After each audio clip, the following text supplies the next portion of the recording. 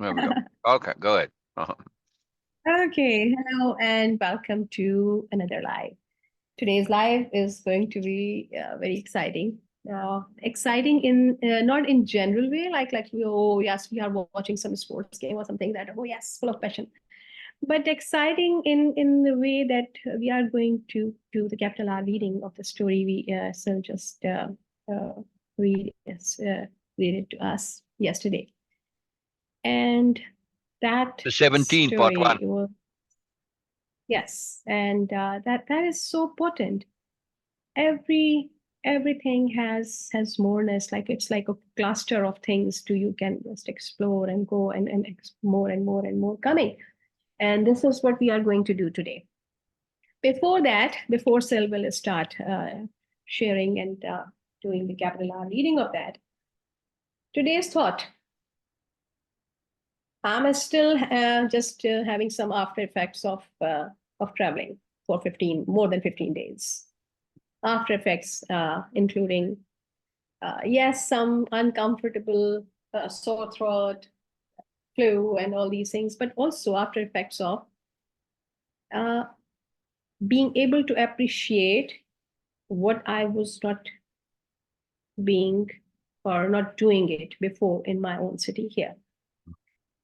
Because when I went there, it was a very dramatic difference that, oh, it's so green. Oh, it is so lush. That was the thing, because it's a human tendency. We love to have some nature included in a part. I really love to live in nature and natural environment. Unfortunately, but this is the way cosmopolitan cities mostly are in the world. Karachi is also like that because it's a business hub, it's an economic hub here. So it's more concrete oriented kind of a city, like any other cosmopolitan city. So for me, that was the first thing I noticed, that oh, it's so green. I had so many flowers everywhere. Okay, and everything is so fun, so many trees and all that. But when I came back, because my eyes were so tuned to look and appreciate green, I started looking and appreciating green in my city. At least the way I was coming from the station to my home, that road was okay. It was not that green, but not completely bad. And I started appreciating things. And today's thought is, sometimes it is good to have exposure to, why I'm saying sometimes, because okay, it is not necessary for everyone. Sometimes, and for some people, it is good to have the exposure to the moreness, to really appreciate what they have right now in this moment. When I saw that moreness of trees there, I started appreciating moreness or trees in whatever I have right now in my city. And I think that it can be applied in every aspect of our life. When I see moreness in anyone's comment and sharing, like this story, this is too much. This is a bonanza, like really, oh my God, this is too much. But also when I see that, when I am exposed to, when I am having this exposure to this so much awareness, so much moreness, I also started appreciating what I have right now, because of that, that awareness, I was able to get an exposure to this abundance of moreness. Sometimes just because at least I can say about myself, we need to get familiar with the newness to appreciate it. And this is what happened in my case. I was living very happy in my life, of course. Yes, so like in my city, and I was like, yeah, people say that, okay, it's so green, it's so beautiful, then other cities are like that. But I didn't have that exposure. So I was not appreciating, because it was kind of like I was accepting that, oh, yes, this is how it is. So I was not deliberately looking for what I have in my city, what is beautiful in my city. We take it for granted. But when I get an exposure to that abundance of beautiful, lush greens there, I started looking for that. My eyes, my mind get attuned with to look for those things. And the And realization you was, found them in Karachi? yes, Yeah. yes. And So that Ayman or Amy is her sister. Bena's and I'm using using her laptop. her laptop right now because she's got a laptop. Well, two of them. One has given up the ghost, and she got a brand new one, but she hasn't got the charger just yet. So she's using her Yes, sister's one. Yeah. I have right now. I Hey, have hey, three hang on laptops. 1 second, Beena, before you continue. Ramsey's here. Hey, hello, Ramsey. Hello. Hello, Ramsey. Uh, Nice to and see hello, you. Norma. Norma's here too. Norma. Yeah. Yes, So again, very nice to see we'll see Beena on video at some point in the future. Yeah, I mean she doesn't mean to you. be a Yes. mystery. It's just that No, depends no, on no, no. It's not like that. It's just that this is the time. It's 10 at night. in the night for me. Yeah, Eyes are so fresh. This right. is my almost time to go to bed. Yeah, Okay, but yeah, of yeah, course I will make it. yeah, yeah. I don't want to scare my friends away. Let's go while doing tired It's sleep. So coming yes, I close don't to want the to do that. bewitching hour, you see. So yeah, starting to Okay. transform. So I was what I was trying to share that it was it has to be sometimes it needs to become more obvious for us to appreciate what is not obvious in our life. Yeah, yeah, I yeah, was not enough appreciative for what I had in my city. I was like, okay, taking it for granted. But then yeah. when I get exposed to so much more of that aspect, and then I start my eyes, my nerves, my senses get attuned to deliberately look for, and then be appreciative. Well, So these lives are for me, they are like really an opportunity to get an exposure to the moreness, to the maximum. At least right now I can say that the maximum moreness, so you can appreciate the moreness you will have in your life and on a regular basis. This is what I'm feeling, and this is again when I'm saying you, it is just a general term in case that well, okay, I'm included. Mostly it's about me, so please just excuse my vocabulary. Sometimes I just say that it's not about, I'm not trying to address anyone, it is just my sharing my thought of the day, yeah. and it's all about me. So thank you Ah, so it's much for these wonderful. lives, because they are bonanza of like really a bounty Yeah, of the yeah, moreness. And even though if I'm not able to extract the maximum or the enough from that, though I try my best, still it is giving me so much more. So I can be appreciative. I yeah. can look for moreness in general in life. At least this is the first um, benefit of being here. Okay, thank Wonderful, you so much. wonderful, wonderful. So we can continue. Yeah. We're ready. We're ready. We are ready. Let's see. Okay.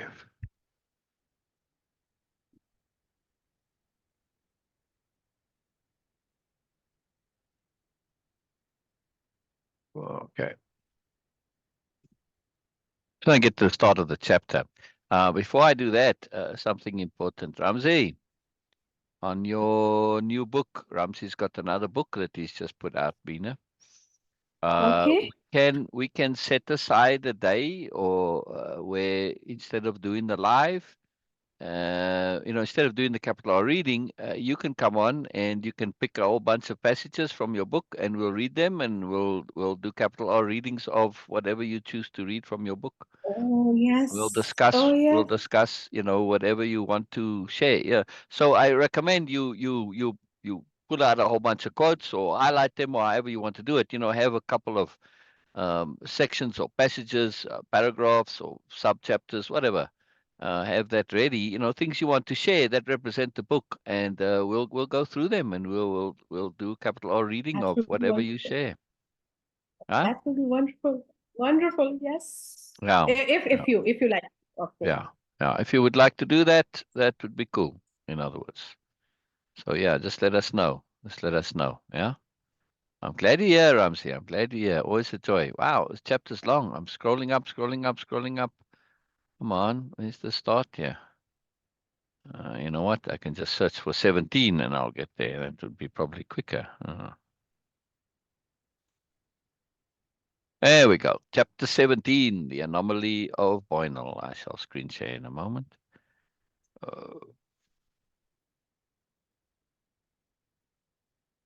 Okay.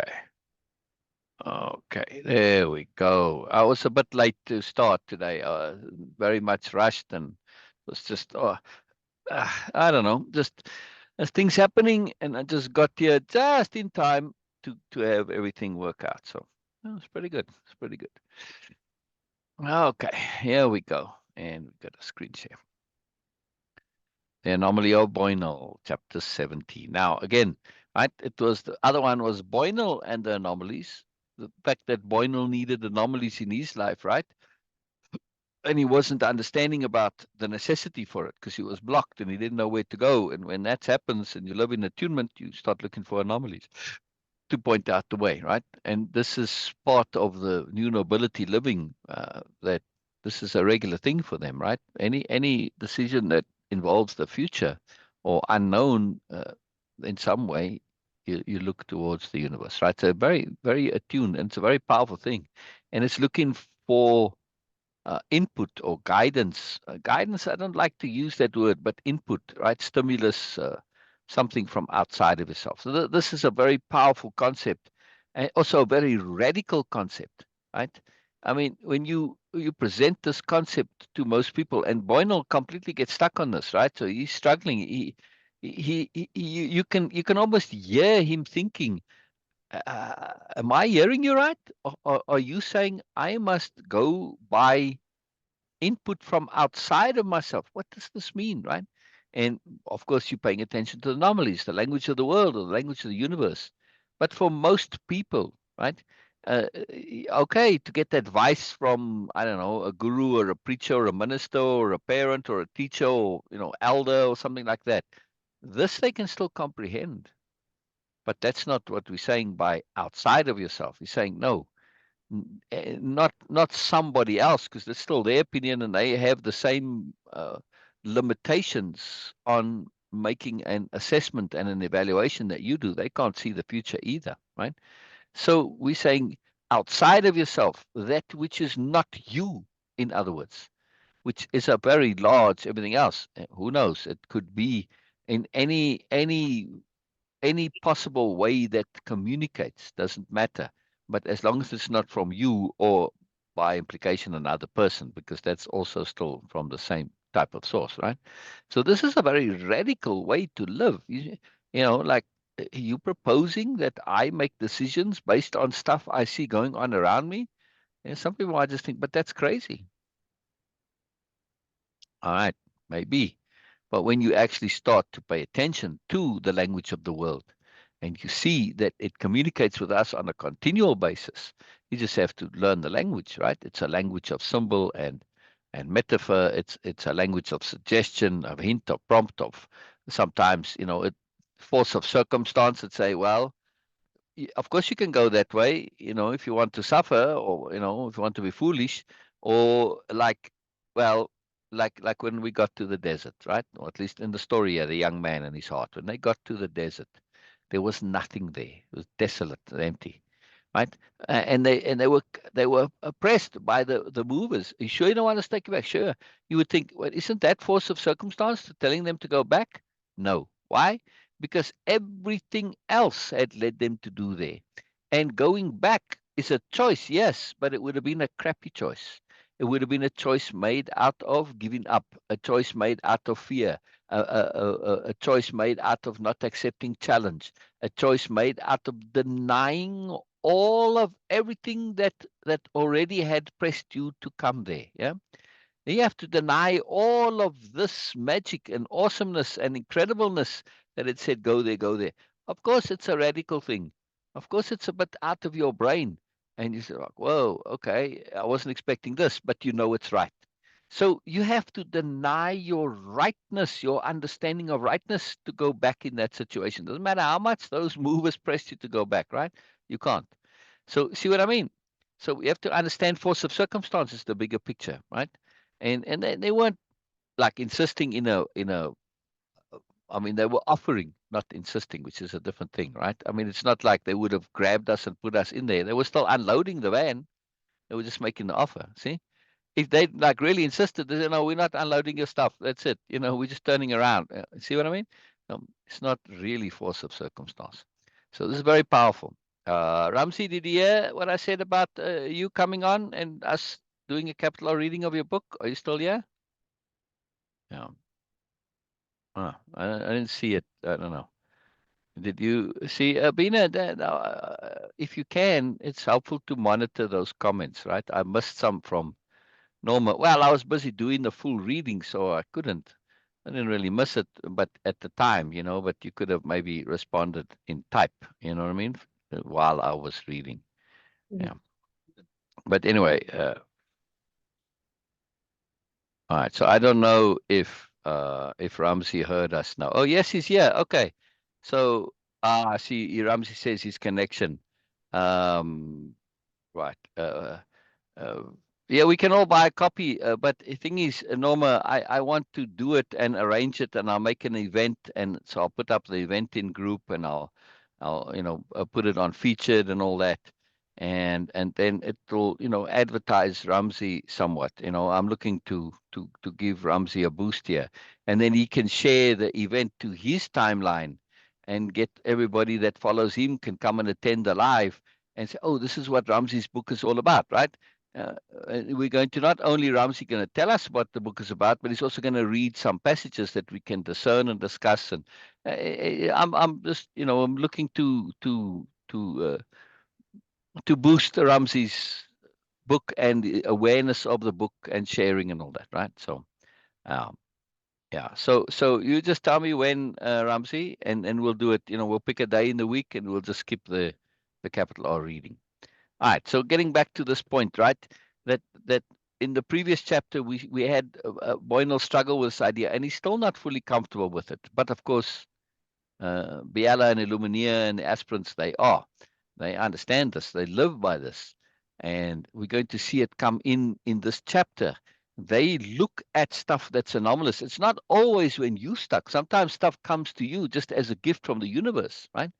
And Boynal is such, not him as a person, but the anomalies surrounding him. And so, yes, he needs to connect to anomalies, but also he himself, in how he acts and talks and everything, is anomalous, right? And Biella started off in the previous chapter by thinking about the inordinate made manifest. And this has been happening as a pattern in her life. And here Boynal comes, kind of a mundane problem, really. He's not happy with his life. He wants to go elsewhere. But it brings the inordinate into play because of the things that he says, right? And that little message at the end of the last chapter, right? Where he says, bye, okay, later, whatever. Likewise, said Boynal, and terminated the connection. Then a very, very curious message appeared on the com. A termination of connection notice from the conversation with Boynal. It read, sent from mobile. Choose a sticker or emoticon. Now, this is very anomalous, and we're going to discuss this now. At least Biella and the group are going to discuss that and all of the other anomalies that are pointing to a greater mystery, right? This is a big deal mystery, and it's like a mystery that is now becomes a mystery for the story, for the series, because we're at the end of the book and we're not solving the mystery. So we're at the end of book one and we're just opening the door for this mystery. So it's obviously a series-wide mystery, right? Uh, Oh, Ramsey says, I was shocked it got on the news in the US. Wow. On which news, Ramsey? Wow. Well, see, this is all the kind of stuff that in the live we'll talk about, right? So have all of this stuff ready, which news broadcast, where you can find it, where your website is, all of the stuff, right? And we'll, give me all the links and I'll put it there in comments as people can see it, and actually I'll put it in the heading as well, right? So I'll put all that in there in the event, and we'll do a full on thorough promotion of your book, and I'll tell people, hey, I'm here. want to boost Ramsey's book, Yeah. So I like to do this kind of thing for my friends. It's very important. It's not something I'll just do for anybody in group because we don't want to have advertising in group, but yeah, it's my group. I can make exceptions as I deem fit. Yeah. I'm the dictator, yeah. Right. So no arguments with me. Sorry. Yeah. All right. I'm a very terrible dictator, by the way. All right. So let's read the chapter and then we'll go through. Beena, anything to say before we? Well, it's not like I'm going to read long time. Jump in any time. But on this point about the anomalies, right? It's a very, very big point, and it's a hard thing to grasp, and it's very powerful. And also, I'm trying to say anomalies without saying omen or portent or what are the other words for omens and portents, signs. I'm trying to avoid those words because, first of all, there's a lot of baggage with those words, and people see it as somewhat negative, right? I mean, omens almost have like, oh, it's an omen. They take it as negative, like bad omen. So omens have become associated with bad for the most part, where they can be good and bad, right? But it's just how people are. They tend to look at the negative before anything else, right? So this is what we're talking about. But yes, another problem with omens, right? I say, oh, I got an omen. What does it mean? And then they go look up in the book of meanings of omens, right? Okay, so they saw a dove, and they go look up what does a dove represent. This is the worst possible way you can do this. That's why this language of the world has fallen out of favor and people don't use it anymore. At one time, it was a big deal, but then people got foolish about it and they tried to make it, define it. No, if you see a dove, it can mean a whole bunch of things. It doesn't mean peace necessarily or love necessarily. It depends on what the dove means for you, and it depends on what it means in context. Yeah. I mean, I know people who don't like doves, and so okay, it could just mean negativity, or they see doves as being stupid birds, right? Or messy, they poop on everything. All right, so see, it's what it means to you and what it means to you in that moment. Yeah. So, and then you have to also connect the omen or the sign or the portent, or in this case, the anomaly rather, you have to connect it to what's going on inside of you, your pattern of your life, your intents, what you're struggling with, what you're dealing with, what you don't have an answer with. Or if you don't have anything like that, you have to look at it and say, oh, this is something that's alerting me to doing something different because the path I'm on now is not ideal, or something I've got to do, or some opportunity, some gift, some digression, whatever, right? So you have to look at these things. They are there to get you to do something different, to behave differently. That's first thing to understand, right? So if you don't change your behavior in some way, change your life in some way, then there's no point to it, right? And that's why they come, because this is about changes in your life that you cannot know for sure which way it goes. Like Boynal, should I stay here? I mean, my child is here, and I'll be close to the child because he doesn't have custody of the child. Obviously, he was in an asylum for 2 years, right? And but he's miserable. He's very unhappy. He's tried everything, and he really wants to get away. So he's in a quandary, right? He feels like he'll abandon his son if he goes, and all this stuff, right? So he has no way of knowing what is the right decision. There's no way he can know because to know he'll have to know the future, right? See, this is now where you are looking to the world outside you. Now, if you don't like language of the world or language of the universe, then fine, say language of God then, or Allah or Buddha or Krishna, right? Language of your deity. Yes. Because you've got to understand this, right? When we talk with language, we're typically talking specifically about specific things, right? But take a picture and you look at all of the things that a picture says, right? I mean, you've heard this expression many times, right? A single picture is worth 1,000 words, because a picture can represent so much more data than we can put into a couple of sentences, right? I mean, if you had to even take a simple sentence, a simple picture behind me and start describing every single thing you see, yeah, I mean, you see, in behind me here, all right, there's some trees back here. It's a sunset, But when you start going differently, well, how many trees? Multiple trees, right?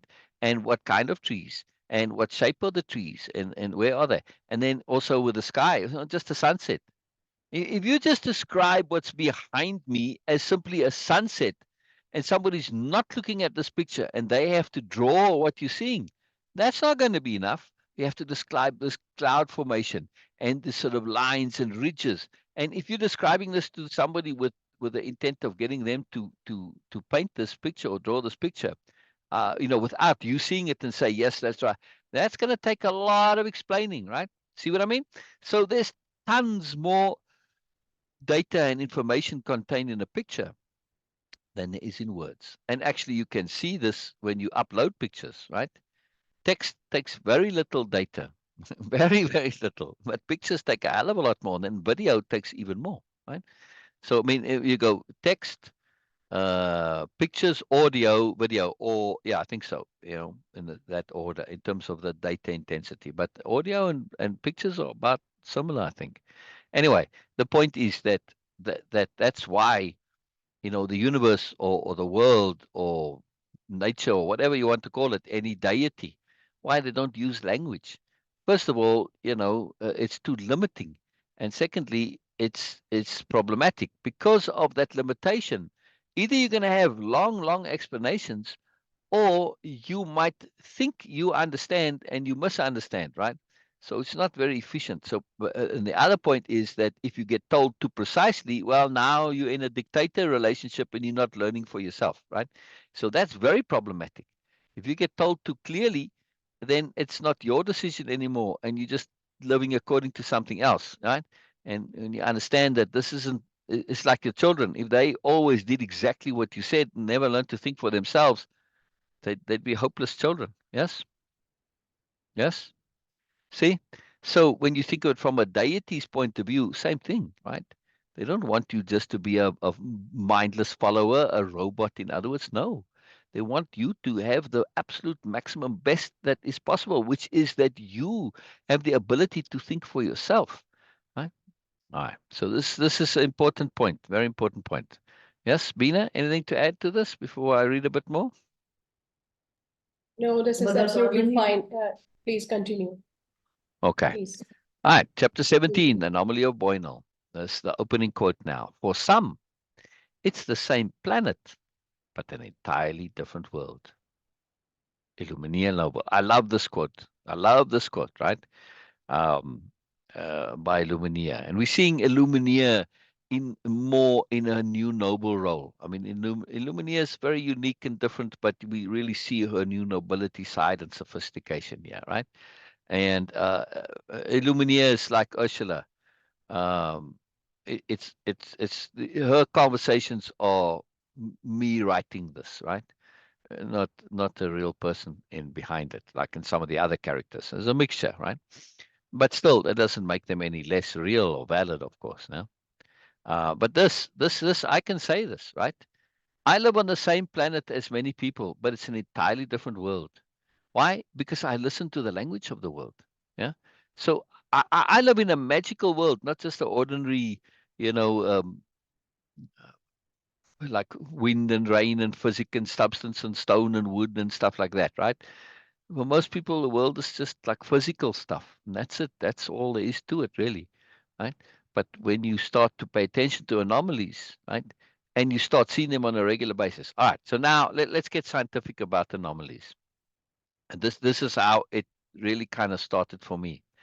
Right. So when you experience one thing that's completely incredible, like magical, right? You cannot explain it in any possible way whatsoever. Yes, there's no logical explanation for it.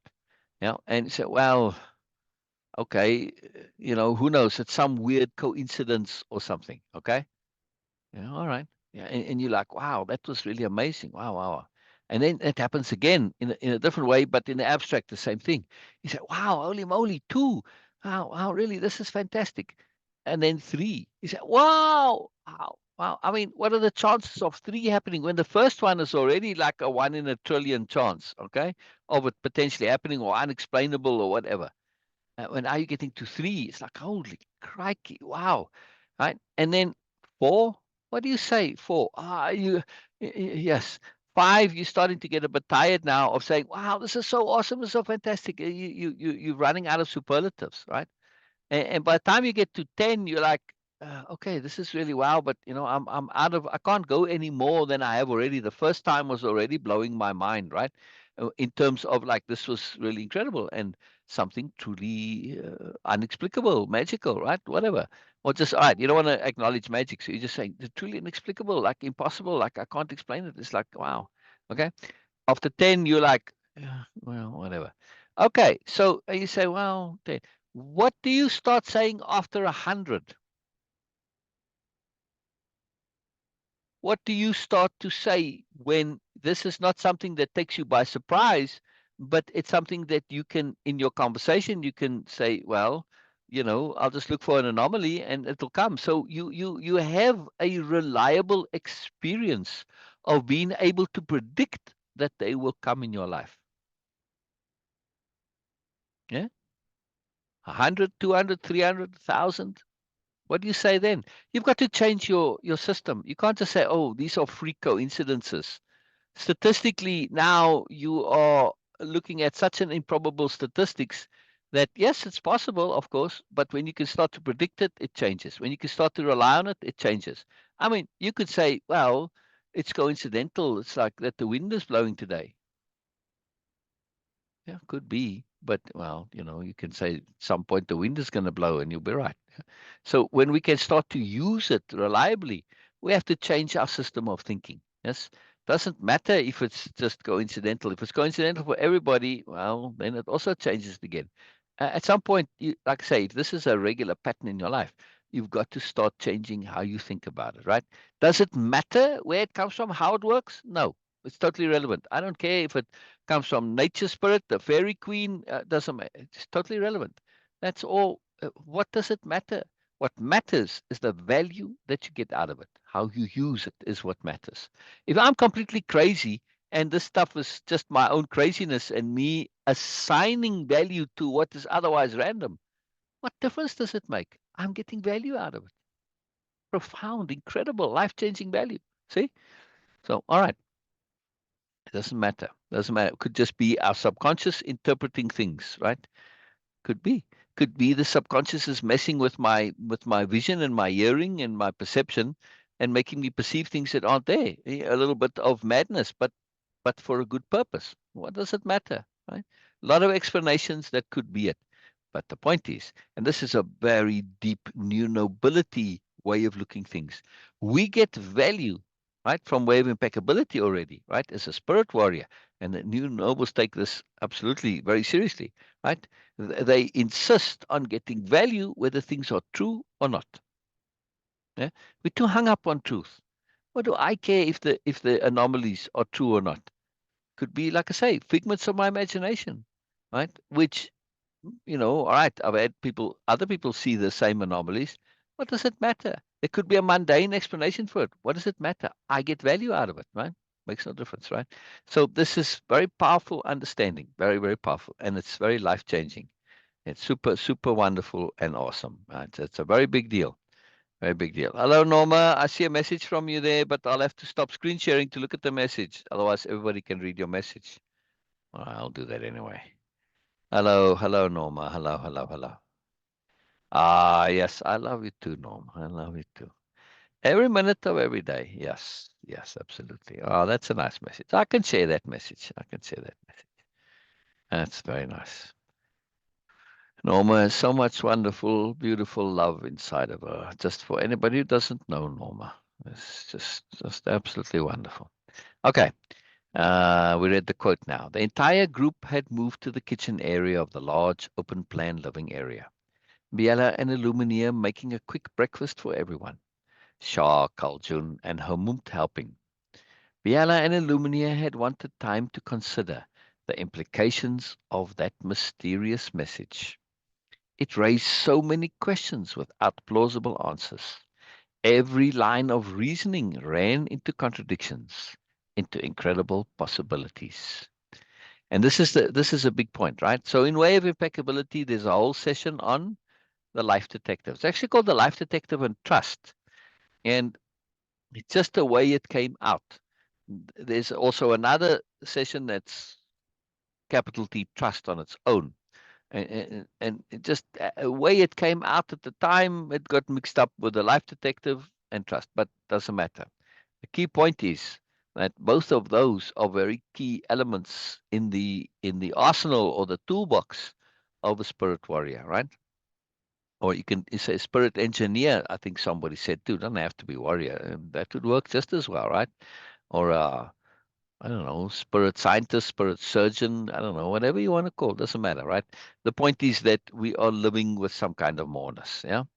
And in this, being a life detective is very powerful, and we're going to see Biella and Illumina applying their life detective skills. And to be a detective, right? When you're looking to solve something, all right, well, let's not take murder detective because this is where, things are very serious and the consequences of getting it right and wrong both are very serious, right? I mean, if you catch the actual murderer, very serious consequence for them. Yeah. And if you don't, well, now they're getting away with it, serious consequence, right? So either way, if you resolve it or you don't, both have serious consequence. Furthermore, if you solve it incorrectly, it's also serious consequence. Yes. So you have to be absolutely thorough and careful and scrupulous and totally, absolutely impeccable. Now, yes, when you say with okay, this is murder. This is a smaller mystery. It doesn't matter. But when it comes to awareness and understanding, the consequences can be just as grave. Yes. In other words, think back in your life about things that you believed in that had profound consequence on your life. Yes. Um, Trying to think of an example of a belief that really affects people's lives. Well, you can just look at how they regard relationships. Yes. Well, here's a good example.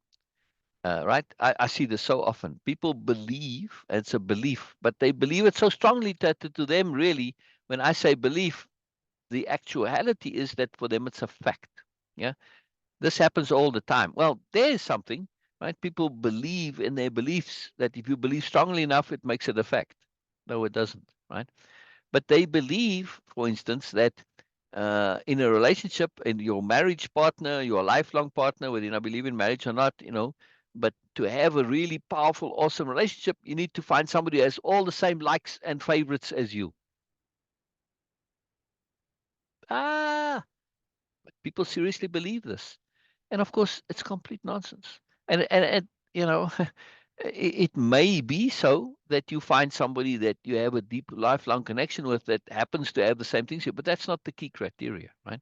The key criteria is your elements of what matters to you, what's important to you, your character issues, right? Like if you have a scrupulous conscience and you in a relationship with somebody who doesn't, the one who doesn't care if you do, but the one that does very much cares about the one that does not, right? If you're constantly doing stuff that I find unethical and wrong and bad, and how can I live with you? This is very, very difficult. It's going to lead to the solution of the relationship very quickly. See, that's the stuff that matters. If I like fish and you like meat, you can eat your meat, I can eat my fish. What does it matter? It's not an issue. It really doesn't really matter. I mean, just take people you love, right? And the music they listen to. Oh my God. Seriously? You listen to the stuff? Seriously? You love the stuff? Oh, come on. Really? See? Uh, Taste is so unique and individual that it's not something that is an issue when it comes to that. When we understand this, like food taste. Now, even twins, they have different biomes which influence your taste, right? So you can't go by this. It's random. It's nothing to do. And it may be likewise when it comes to your taste in music or art, because it's all about associations. And who knows how things got associated for you?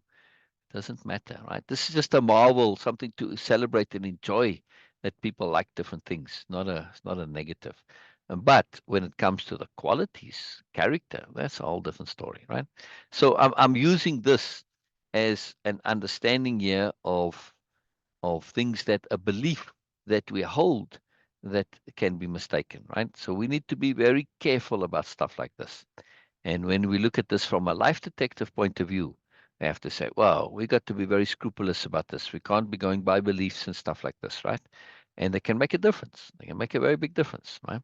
You got to unravel these mysteries. My point is that some of these life mysteries, they go about how you live. They're about awareness, about understanding. And you say, well, it's not as serious as murder. Of course, it's as serious as murder. Yeah. If you're in a relationship for the rest of your life, right? And this is a horrible relationship, well, you might as well be sent to jail. You're gonna be suffering every day. See? Very serious. Very serious. Okay. Uh every line of reasoning ran into contradictions, into incredible possibilities. Biella and Illumina moved everyone out to the large balcony. A long table awaited, exactly for this not unusual occurrence. In other words, I'm just a bit of creative writing there, and to say this happens regularly. That large groups are there, and a balcony set up for it, nice long table where everybody can get together. It's a wonderful place because keep in mind she's in Cliff City, right?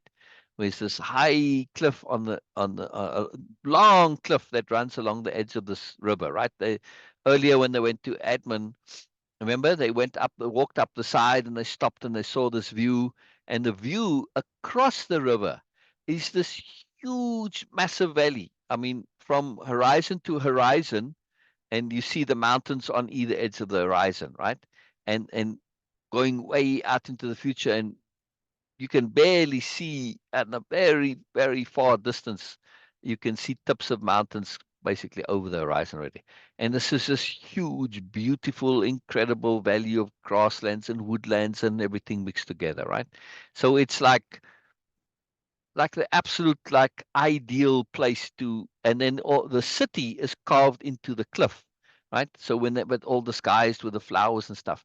So when you walk up the edge of the cliff and they come around the corner and you see all this, but all these windows behind there, so everybody has an awesome view, in other words, right? Now it's this huge city all along this miles and miles of cliffs, right, all facing this valley, right? So very, very beautiful. That's why they like to sit on the terrace, because the weather's very good on Nobelia. Has the two suns, and makes for very ideal weather because they don't run along the equator. So you get very even temperatures, mild variations, but it's a very different nature where you don't have, the rainfall is consistent and even everything. So you've got like an ideal garden, right? Weather. It's a very beautiful planet as a result. All right. Well, anyway, so this is just saying that it's built into their lifestyle, things like this table and getting together. There's almost always visitors in any new noble's house, right? They're very social culture because it's an oral culture, and you always interacting with as many as you can, right? And it's part of the philosophy, the underlying philosophy of the culture, right? To say, as a new noble, you are somewhat expected. Keep in mind, right? This is not a cultural thing, and this is the uniqueness in that the new noble culture is also a corporate culture. It's one and the same. Yeah. Now, what's the difference here? The corporation, you are a shareholder and also an employee of the corporation. So part of your employee package when you come on, right? Okay, it's not quite formally put out that way, but still, part of your expectations as an employee is to get to know all of the employees in the corporation, or as many as you possibly can. You can't get to know all of them because, well, there's millions, but certainly you can get to know as many as you possibly can, right? So this is part of your responsibilities as an employee. Now, in a culture, this is very hard to mandate, right? And this is the genius of the new nobility culture, in that it's also in corporations. So the corporation can mandate this for you. Yeah. They have the legitimacy, they have the license to do so. But and it changes everything, of course, right? So because when you only rely on a cultural mandate, this is very hard to say, this is expected of you to do. You can't really insist. Yeah. Because it's culture, right? You can't make it into a law either. But the corporate can say, oh, no, this is part of your duties. You see, changes things. So really, really profound way to set up a culture to do it via a corporation and have them be one and the same. Yeah. Many, many, many benefits. This is just one of them, right? It's very profound. It's very, very, very profound. Because you can do so much with this. But we'll get to that another time. That's a long story. So I'm just saying that this ability, or not ability, but this built-inness of them socializing very profoundly is a big deal. Yes, you've got your friends that are close friends. It just happens. But you will also make every effort to go and just visit strangers. It's part of the culture where you can walk up to any door anytime and knock on the door, and uh, you know and if you won't even ask, can I come and visit? They'll just come in, and they'll say, hey, we don't have any space, we full up already. And you just go to the place next door, whatever. So it's you. If you ever need a place to stay, you knock on the first and nearest door, right? All houses have multiple guest rooms built into them. It's part of the culture, right? So you've always got a place to stay anywhere. You don't even have to have your own home if you want to. You just move from place to place, and some do that, right? It's not a problem. Anyway, very different culture. Very different culture. I mean, it's like having a massive, massive extended family, right? I mean, just think of it, right? I mean, when you have your family home, right, and you children, well, you can automatically stay there. But also, as need be, you go and stay with your aunts and your uncles or your cousins, right? Let's say, your parents have to go out of town or they get sick or whatever. Oh, no problem, yeah. So you always have a place to stay, right? But why does that stop when you're children? Okay, yes, I know, like in Beena's family, they, move around a lot, and people come and visit all the time. They don't necessarily stay over. But if they had houses that would accommodate that, right? I'm sure, Beena, if you had lived in a apartment or a house that had like 6 guest bedrooms or 10 guest bedrooms, you'd be having people stay over all the time. Am I right, Beena? Yes, and even when we don't have much, like just 3 bedroom apartment, but it's still Right. we had that. Like, okay, my one of my mama's cousin. I remember you sleeping with snoring auntie. No, but even before that, when I was Yeah. in school, my auntie, she got like, okay, she got divorced or she was widowed, I don't know.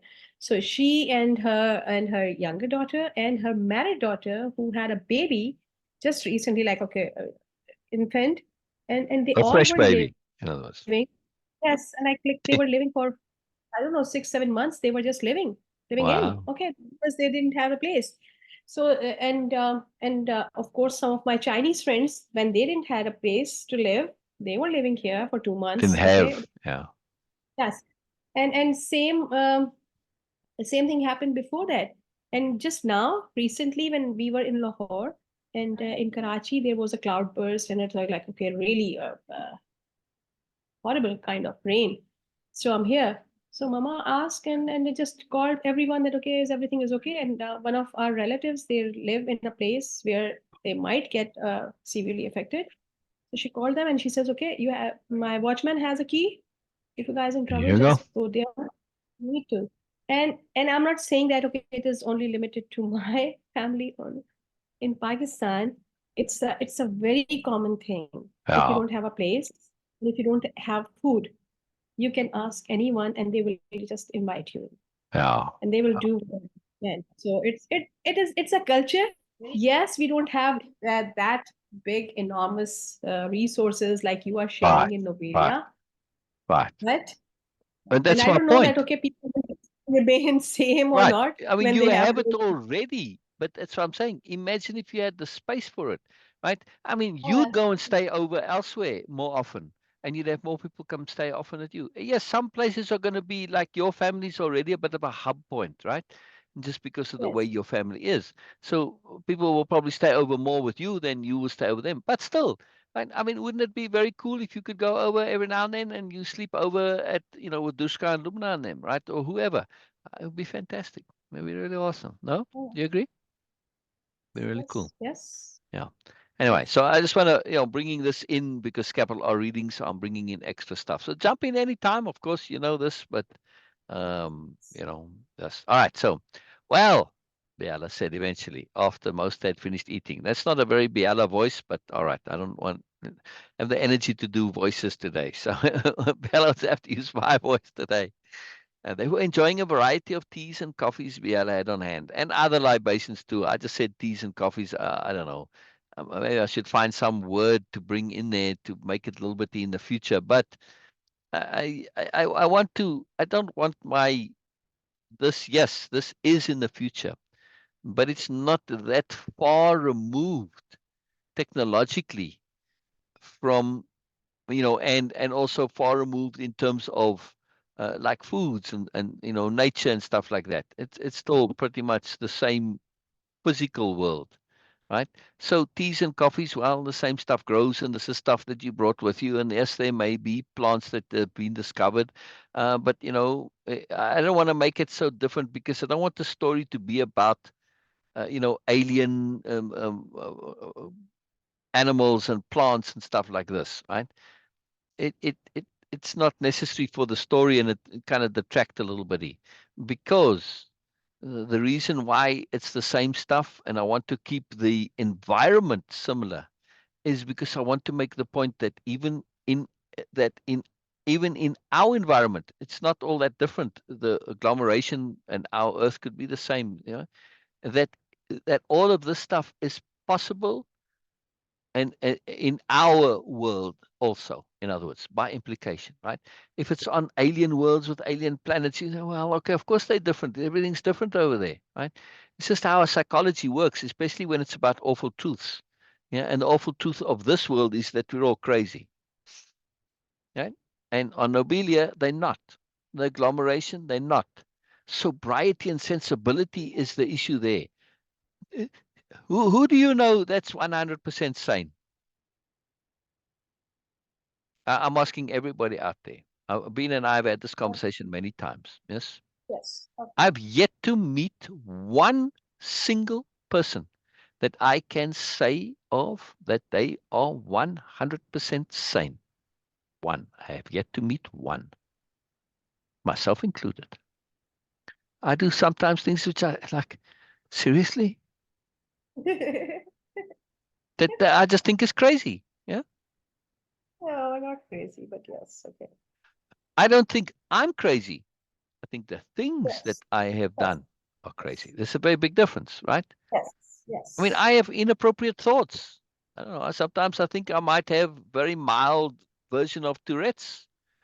I don't say them, but I think stuff. I think Tourette stuff sometimes. Who knows, right? Anyway, the point I'm making is, hang on, I got somebody who sent me a very unusual. Uh, Hang on, let me just tell him.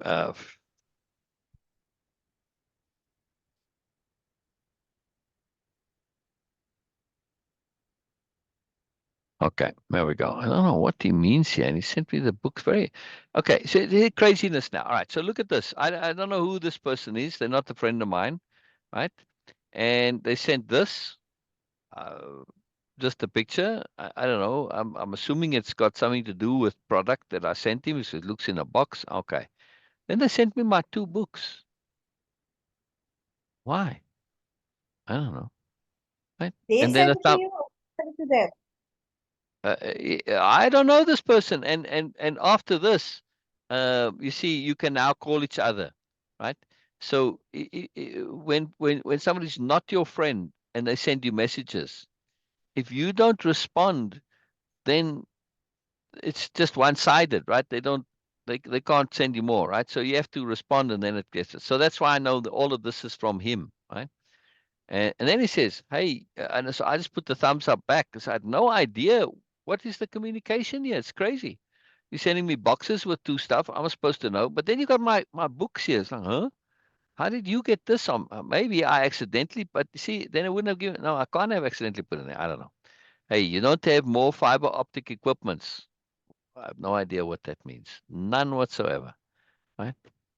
So, all right, just an example of it may be a rational explanation, but the presentation, the communication, well, it's a little crazy. Well, I have no idea. All right.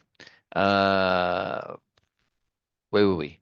Okay. So I'm making the point that the agglomeration and particularly Nobelia, is about a, a culture that is revolving around sanity. Of course, we're all crazy.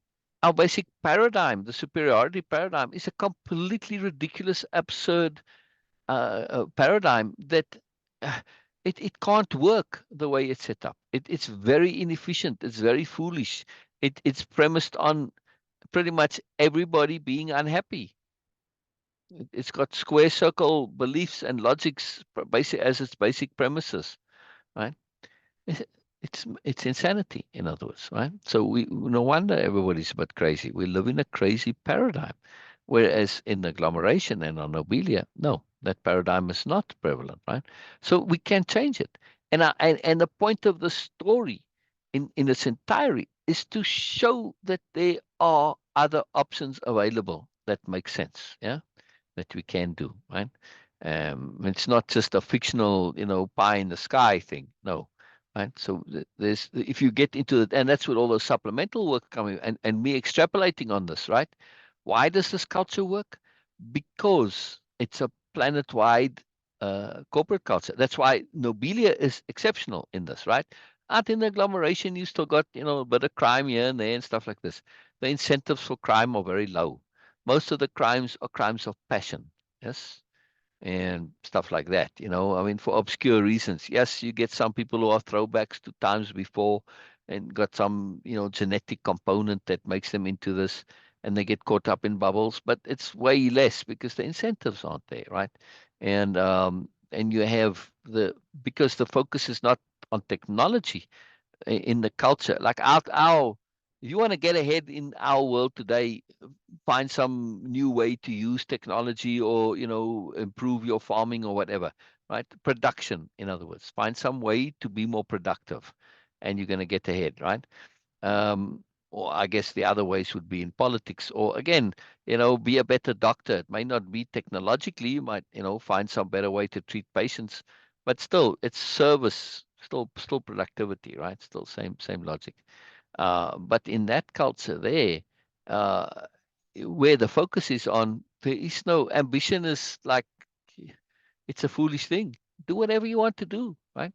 And you have a greater freedom to do what you want to do because, well, I don't want to go into the whole economics and way it's set up, but still, the focus is on spirituality, on learning how to maximize your emotions, to not be a slave to negativity and stuff like this, right? So of course you're going to, because there's a greater focus on both the spiritual, philosophical, psychological, emotional, all of this, you're going to notice people that are odd, and they will get screened and taken care of and get special attention to say, hey, you know what, you got psychopathic qualities. Okay, I might not say it to them directly, but so they get dealt with much earlier, right? Because it's a different culture. Anyway, but all of this stuff I have in detail how it can work, right? So, I guess if you want to call it political uh, philosophies of application, right? Or economic, whatever, that changes the way these things can work. And again, it's not hypothetical because when you look at corporate cultures, all I'm doing is taking this model and extending it to a culture-wide model. Very big difference, at least on Nobelia. And some worlds have adopted this also in the agglomeration. And the agglomeration as a whole, not.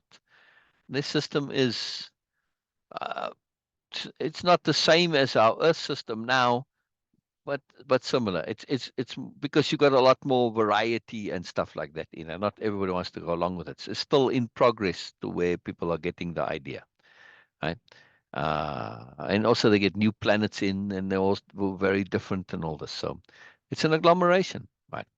We have a conundrum, something of an impossibility, says Biella. Since we are from such a diverse collection of worlds, and some, like Ursula's, new to the agglomeration, I will recap the pertinent history. So now Biella is saying that we've got the conundrum, something of an impossibility. But first, I need to lay the groundwork so that you can appreciate why it is so weird. Yes. If I just go into it directly, if you don't have the history, it's not going to make much sense. So we have to step back a little bit and get this background information, right? And this is just generally when it comes to communications. Sometimes you need to do this, right? And you have to point out that you're doing it. If you're telling a story or something that you're trying to explain, right? Like you telling me about Auntie that's visiting. If I've never heard of Auntie before, you have to give me some background because your story is going to depend to a large extent on knowing who Auntie is somewhat. Yeah. So you have to fill me in, right?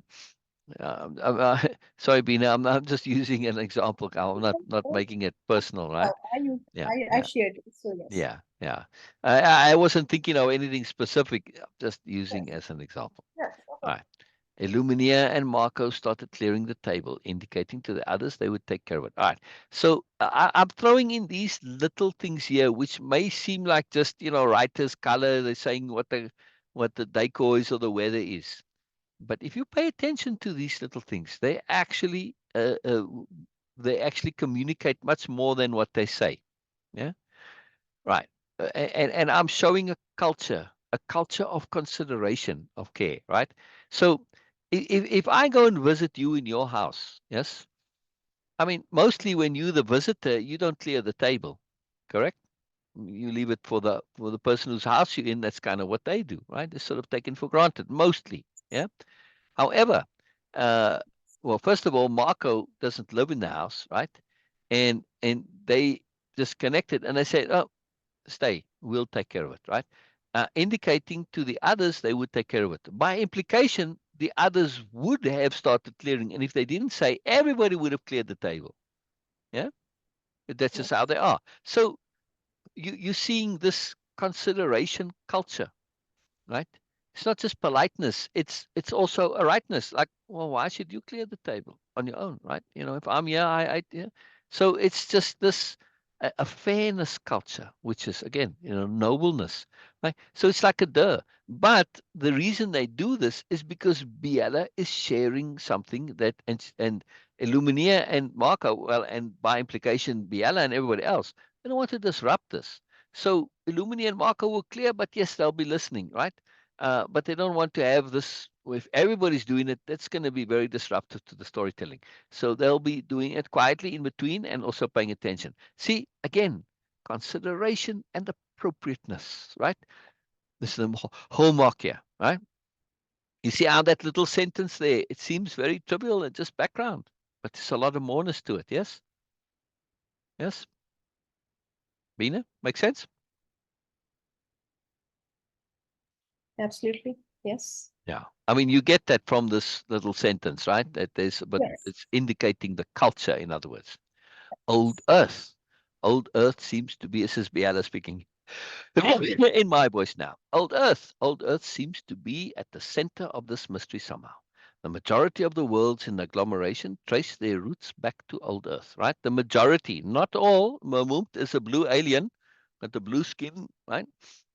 Maybe he hasn't got those little feelers on his head like the blue aliens in Star Trek, but I don't want to be too much. I don't know. I didn't specify. I just said he's got a blue skin. I don't know. Maybe he's got different kind of limbs. I have no idea. I tried to leave this to your own imagination. You can picture him however you like, right? I mean, he can be an octopus for all we know. Right? We just got a blue skin, right? Again, see, the reason I also don't point it out because it makes obviously absolutely no difference to the new nobility. The only reason the community is pointed out is because, well, you sort of had to say something because it explains the background was necessary because they never talk. I mean, they're there, but they're just not saying anything, right? The community is there too. Uh, but I wanted to leave it up to your imagination. But of course, also from a new nobility point of view, what does it matter that you look like an octopus with a blue skin, right? And you don't even have even tentacles. Like each tentacle is a different size and shape, and it's got like different appendages for different, like very specialized, right? Usage. Yeah, why not? If you got a high level culture, why would your evolution physically not match the sophistication of your culture if you have especially like an octopus's body, right, where they can lose a tentacle and grow it again? Well, if you have this regenerative ability, Over time, you can start to regenerate things with an intent to be a little bit more specialized in what you're needing, right? So to me, to have an octopus with tentacles that are all different, this makes total sense. Maybe they've even got legs, Hmm. right? Because, well, now you've got all these tentacles and you need it, but you need to walk and move and you don't want to be walking on your tentacles. So you develop some kind of legs, right? And you got this legs, and then the top part is the tentacle, right? Maybe even four legs, because four legs are more efficient than two. Yeah, this is a fantastic evolutionary right way to go. Anyway, so I leave it open. I leave it open. Of And course, the new nobility. especially I after say again. octopus has been, after especially after octopus has been declared as a sentient being. So yes, Correct, okay. correct, correct. Exactly. Well, in England, I don't know if any Yes, other countries yeah, have followed it, but yes, yes. I'm just octopi saying that. are really incredible. Bina, Yes. that each leg has its own individual nervous system, its See? tentacle, its own Yeah. individual nervous system, right?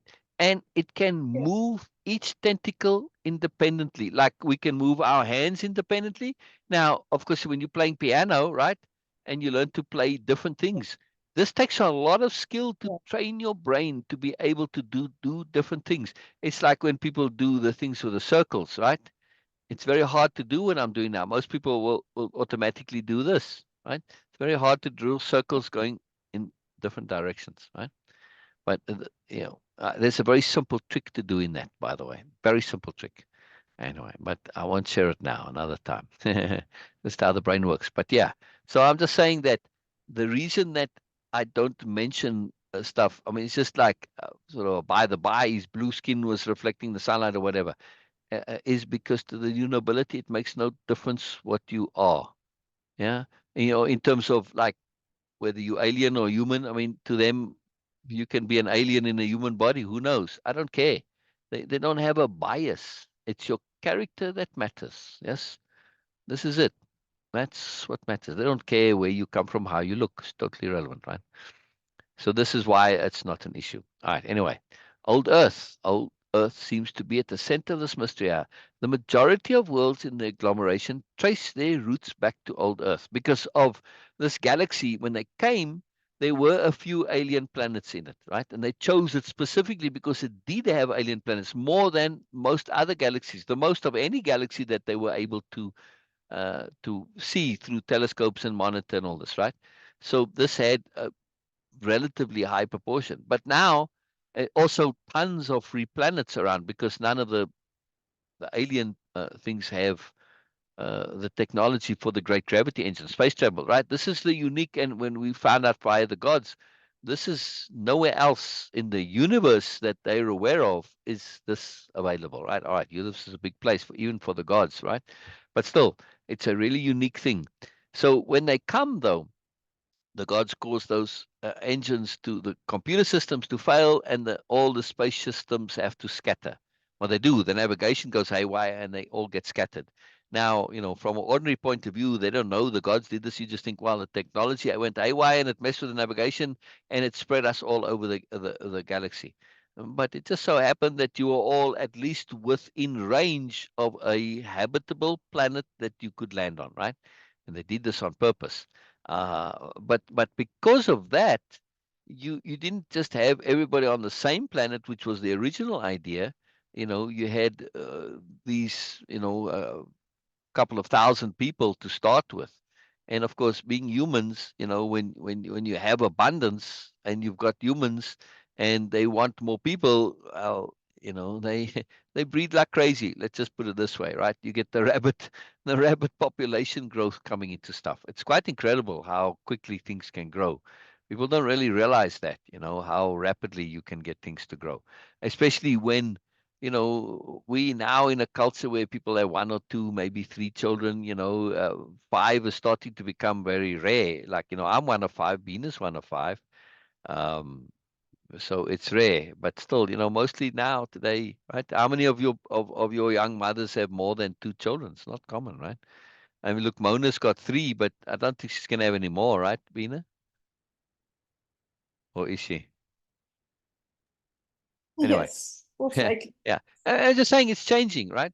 And it's a sensibility as Yeah. you get population density and productivity slows down.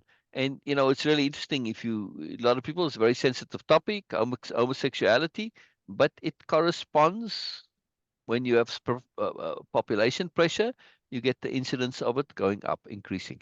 It's nature's way of keeping the population under control. Anyway, just by the way, it's just an interesting little fact, and it's not restricted to human beings like albatrosses. They have it there too. Anyway, just one of the few animals that have it as part of their naturalness. So, anyway, just the peculiarities of the world. The world's a very strange and wonderful place.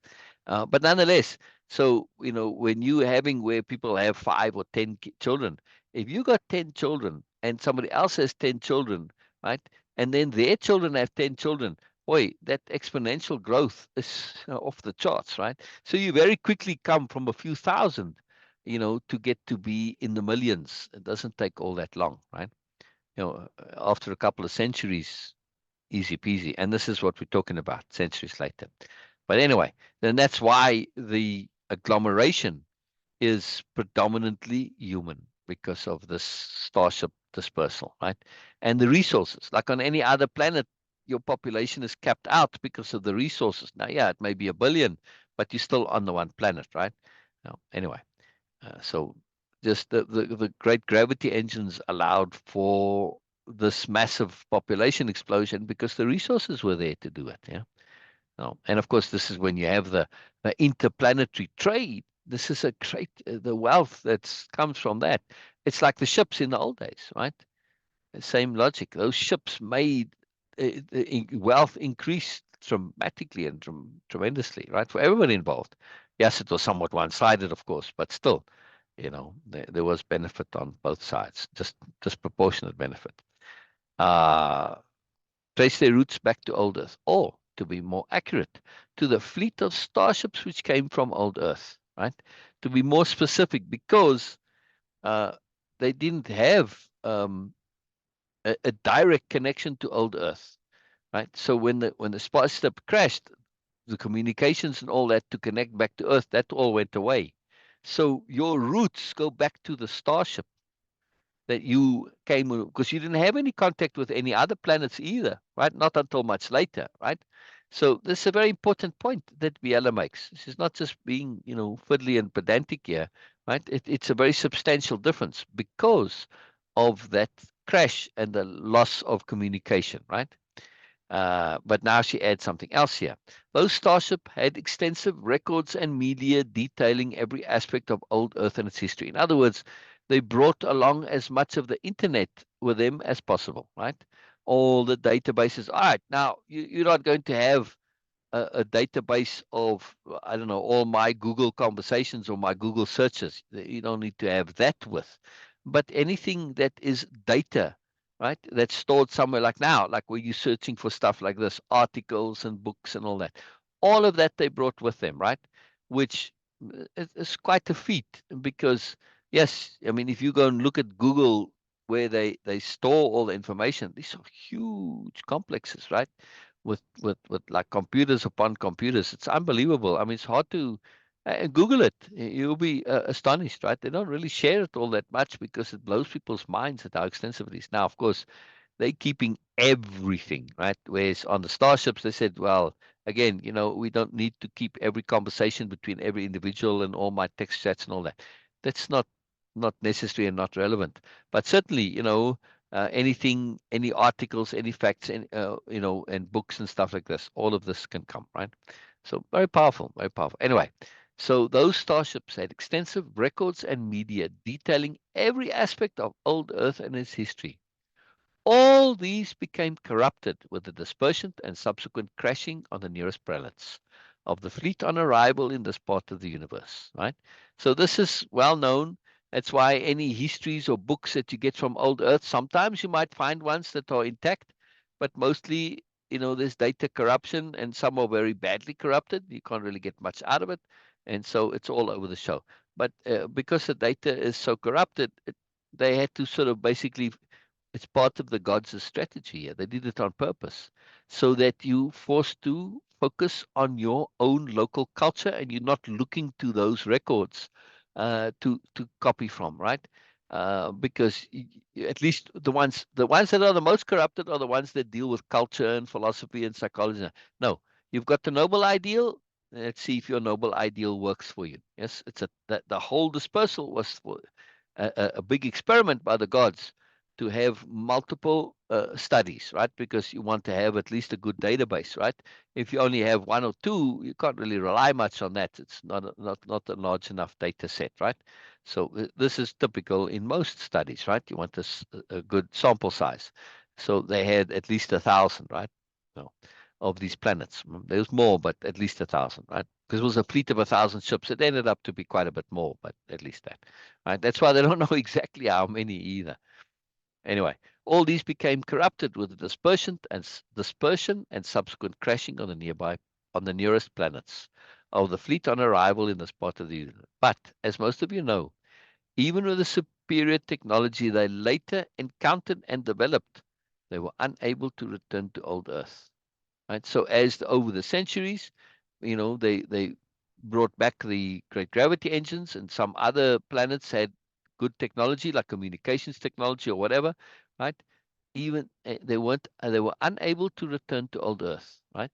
The problem was not actually returning. I mean, that sentence, Biella realizes, the way I'm saying it, you may think that, well, they didn't have, the ships couldn't go back. No, they could. The problem was not actually returning. They did. But the problem was when they returned, old Earth was no longer there, right? So they couldn't go back, not because they didn't have the physical means, but because Earth wasn't there, right? So she presents it in a little bit of a mystery way too. Biella's a storyteller. She enjoys telling stories. It's not just her; it's part of the new noble culture, right? To do this. If you're going to say stuff, why not make it fun? Why not present it in an artistic and creative way? Art and being artistic and artistry is part of every single thing they do. It's entirely in the culture. So even when you're telling a story that's basically a factual story like this, you can still bring artistry into it, right? It's like coders. You can look this up. There are coders who write the code, the lines of programming code, in a way that makes for an artistic arrangement. It's quite an incredible thing. It's quite popular. It's quite a big deal. You can go Google it, right? Just saying. Even in something so totally unartistic as the lines of code. I'm not talking about what the code is doing, right? Talking about how the code is written itself to make a beautiful. When you actually see this, whether you understand what the code means or not, you see, oh wow, this is attractive. This is artistic. Isn't that something, Beena? Isn't that something? This I forget the term they use, artistic coding or something like that. And there's a specific term. But isn't that just incredible? Bina, are you here? No, I think Bina may have dropped off. Bina, are you muted? Let's see. Oh, she's still here, but you muted, Bina. You muted. Okay. Yeah. Did you hear what I No, said about the no, artistic I'm coding? Oh, now she dropped. Oh. Yeah, and right there, as I said, she started talking. She dropped off. You see, she's not here anymore. All right, no worries. Um, I find this really fascinating, and this is totally, the things that the new nobility do. Everything involves art, right? Why not? It's awesome. But Earth was no longer there. The group and the delegates listened closely. Biella had worked with the agglomeration extensively, despite her until recently aspirant status. Right, so this is, I mentioned it, I think, briefly when I was reading the story. Biella has a very, very unique history. And Biella left home at 16, not because of trouble, but because she was incredibly precocious. And by the time she was 16, she may as well have been 60, right? She had a very intense upbringing.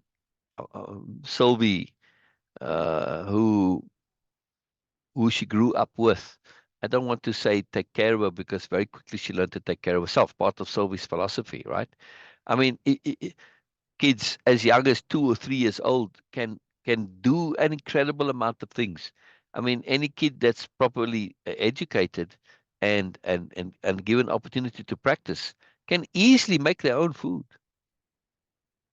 Easily. You can look at videos. Don't take my opinion for it easily. You know, and me as a child, or maybe not at 2, 3, but from about age 10, I started making my own food. Well, just that was the family situation, that right, as much as I could. Yeah, I mean, I wanted to, because I wanted that freedom and individuality. But many people grow up, and the only time they ever make their own food, and especially for some men, they never do. It's like, seriously, how do you not have this Yes. ability? I just find this, it blows my mind, right? But anyway, the point I'm trying to say is that Sylvie never had this.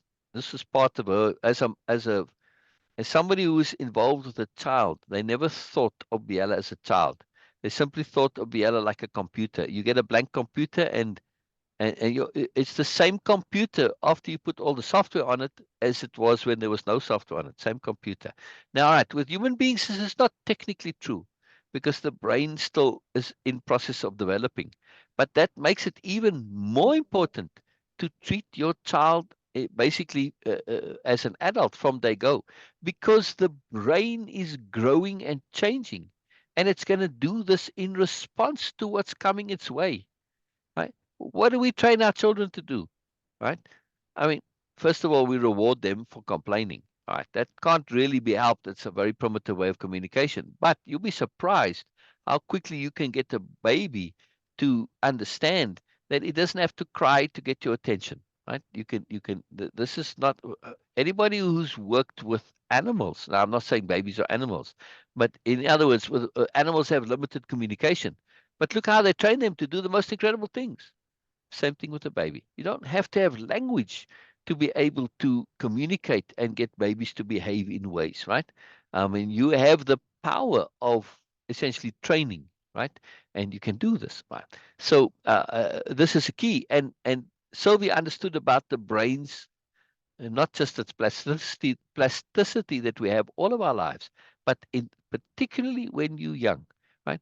So she communicated and shaped and shared things with Biella that would get Biella's brain to grow in a way that makes it most adept and most appropriate for for the things that are needed in life, right?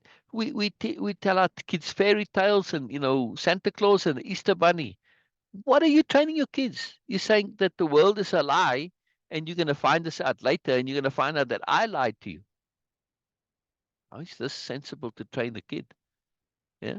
But at the time, you really believed your parents when they told you about Father Christmas and or Santa Claus and the Easter Bunny and all this other stuff, right? You really believed them.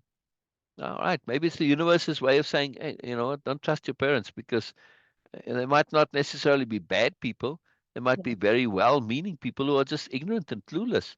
If you believe everything they say, you're going to grow up in the same ignorance and cluelessness, right? And the same misguided beliefs. And we see this as a very powerful part of our culture. And I'm not talking about misguided beliefs like, this telling your kids the fairy tales and stuff. No, I mean in terms of their personal lives. So it's kind of a good thing that you realize at an early age that your parents are necessarily to be trusted, right? It's very brilliant and profound, bigger universe point. But Sylvie It's a said, coincidence that right, say again. yesterday I was saying, okay, it's a coincidence that yesterday in my news feed on Instagram I just saw a video clip of a guy who is a businessman, and a good businessman, a Mm-hmm. good in terms that a successful businessman, and he was sharing about his 7-year-old daughter, and he says that, okay, my daughter is 2 year ahead um, of her age children in a school, because she is not actually getting education from a school. A teacher is coming in our home, and then she's getting lesson, and she do studies like, okay, throughout a week, no Sunday, no exceptions, and then we do arrange our own vacations whenever we need as appropriate. So it's like, okay, she is getting lessons, and what she's learning marketing, she's learning sales, and she's learning business management. And he was saying that, okay, and once a week, she is coming to my office to learn exactly how we are operating and how we are doing. and she asks questions. She do take presentations and everything. And he was saying that, okay, she is capable of, at 7 years of age, she's getting all these lessons. Okay, Yeah. yes, because it's a more ambitious side. But the point you were making, that children are capable of, if we treat them as, Oh, it is yeah. proving that he, yes, and he is doing that. Whatever he thinks that, okay, is appropriate for her daughter. And he says, okay, I'm not Yeah. wasting her time to try to memorize all the types of dinosaurs' names and all these things. It's Exactly. not going to benefit her. Exactly. It's totally pointless. So this is Sylvie's great genius. Sylvie was an incredible. She won't call herself a mother because she doesn't like this idea of being a teacher or a trainer, right? So but she was an incredible assistant for somebody coming into the world, right? I mean, Mhm. she did because she didn't teach her any data other than language and numbers, right? To understand math and science and stuff like that, right? I mean, this is very defined and very rigid, and well, without language and without an understanding of basic mathematics, and it's very useful to have an understanding of basic physics as well, you know, things like that. Um, uh, but for the rest, well, still, language is a tool. If you're teaching somebody language, you're teaching them how to speak, not what to say. Correct? You're not telling them Yes, when you go to yes, English class very or good. whatever. I go to Urdu classes. The teacher's not telling me what I need to say. They're just telling me how, right? So they enable me to say whatever I like. And this is Sylvie's philosophy. Same with wave impeccability. Wave impeccability's got there's no beliefs involved, right? Rule of sentience zero. It's mentioned earlier. It doesn't say what it is, but in the addendum it will be mentioned. Rule of sentience zero is belief not required. It's the it's the very first rule of sentience. Yes, right there in the beginning. Yes. Yeah, I'll show you.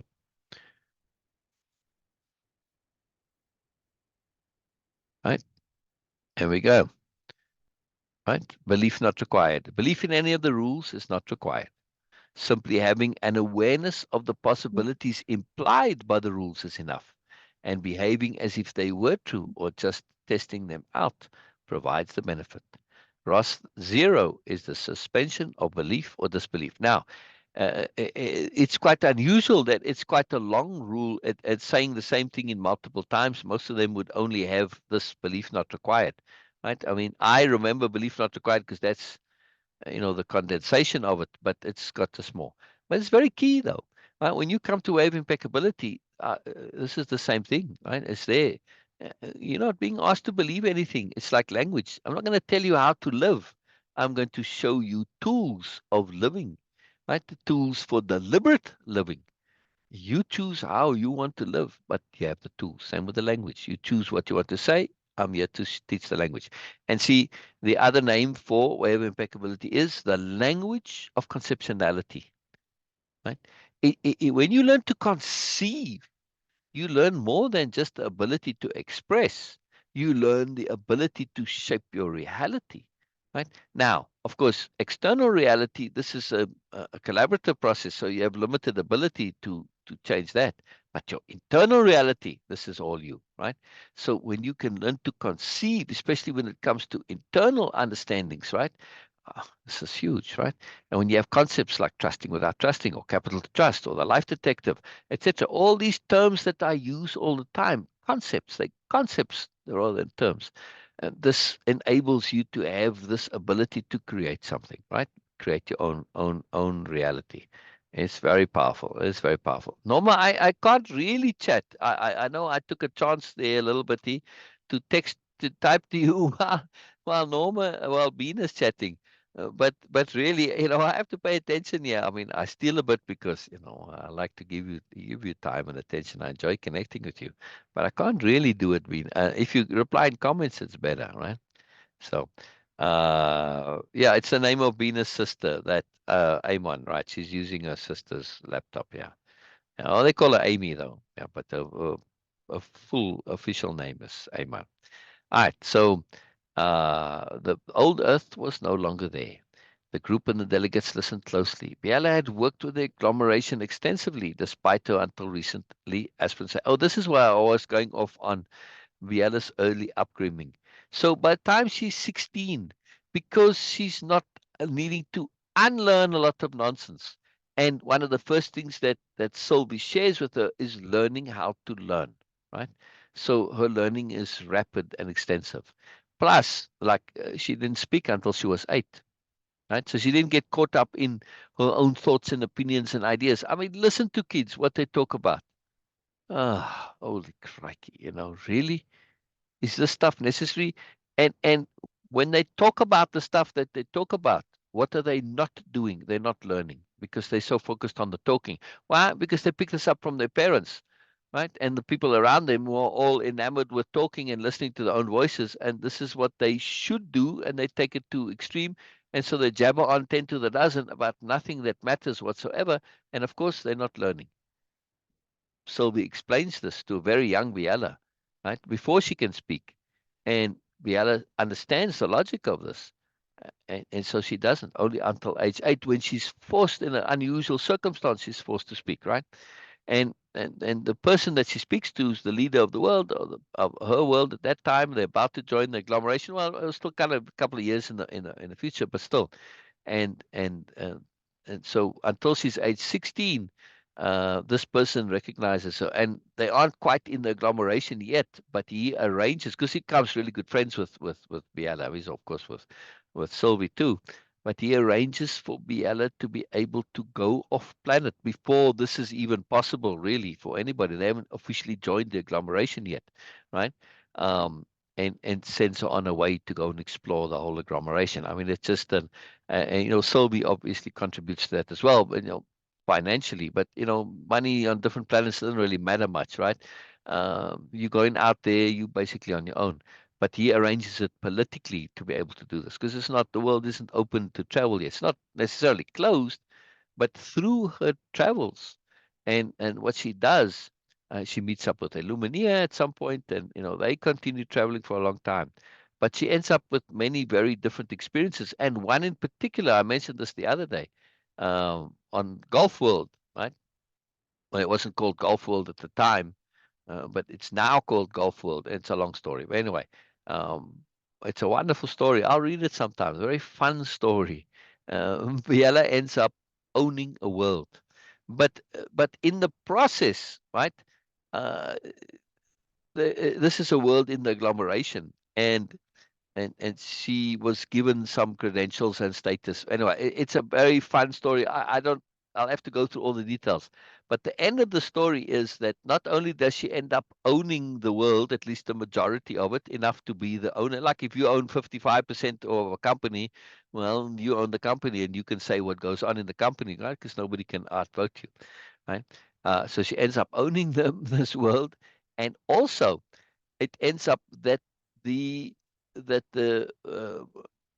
well, the military, or the they're not really a military, there's an extended police force, in with the great gravity engines. They have to be called in to essentially restore order on this planet, right? So Beena causes havoc over there. Beena, sorry, Beena, Biella. But not obviously trying to make trouble, just the way things happen. It's a really, really cool story, and I'm very keen to read the story actually. Uh, but anyway, so in this, I mean, this is like a major drama. I mean, it's almost never that these ships, the security forces, or at least the police of the agglomeration, they there, but they never needed really. That they have to be called in, and they have to send all these new nobles come, because they have to restore order and everything. So this is where Biella first comes into contact with the new nobility on a greater scale than just the occasional one here and there, right? Um, and because of all that she did there and how she did it, they recognize that Biella has all of the qualities already of a new noble, even though she hasn't been an aspirant. She hasn't been to Nobelia, which is the school of nobility. The whole planet is the school for or of nobility, right? because it's a school that teaches nobility. It's not for nobles, it's of.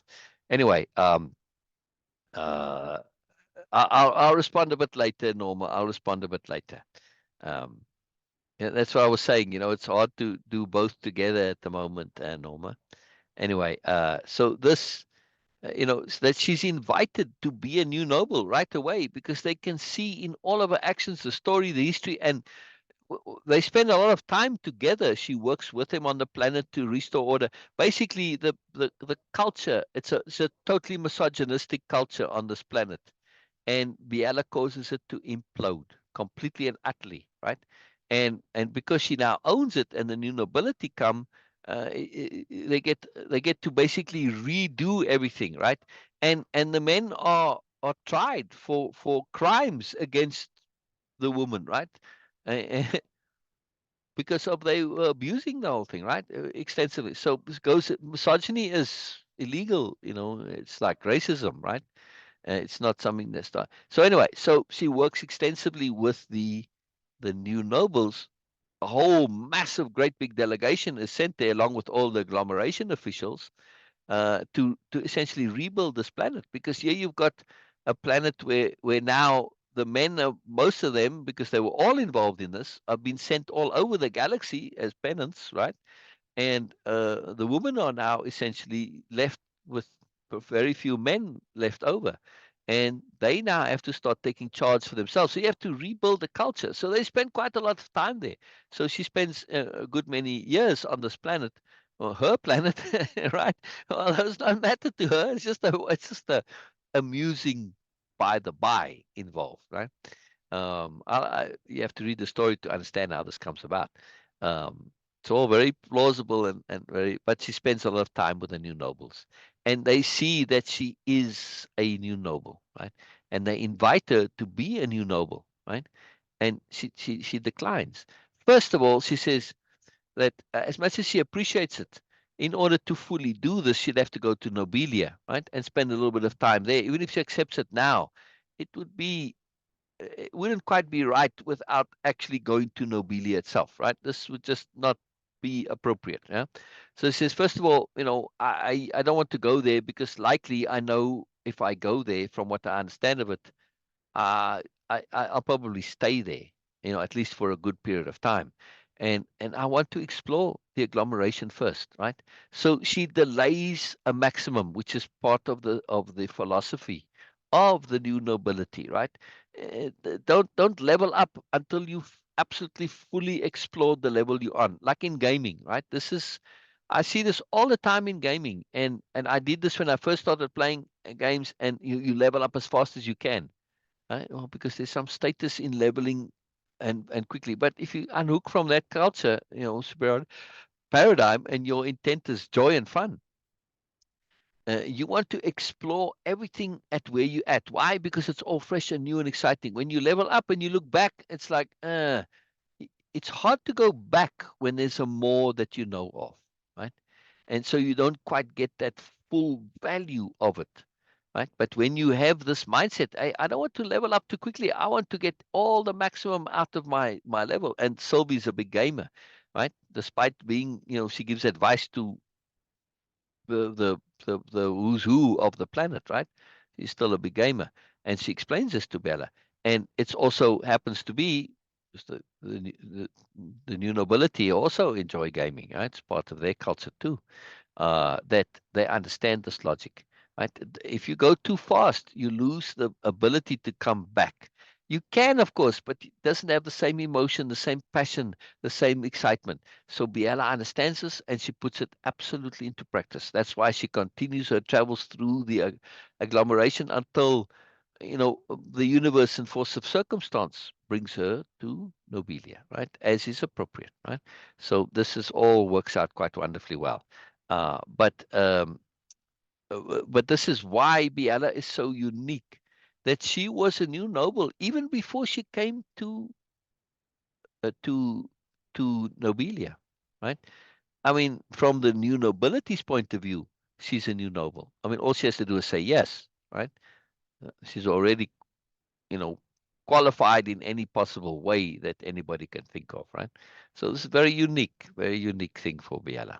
And she has a lot of unique experiences. Her life is just, well, if you're going to be a unique person because of the way she grew up, yes, that she didn't go through the usual childhood limitations of growth, which we typically experience.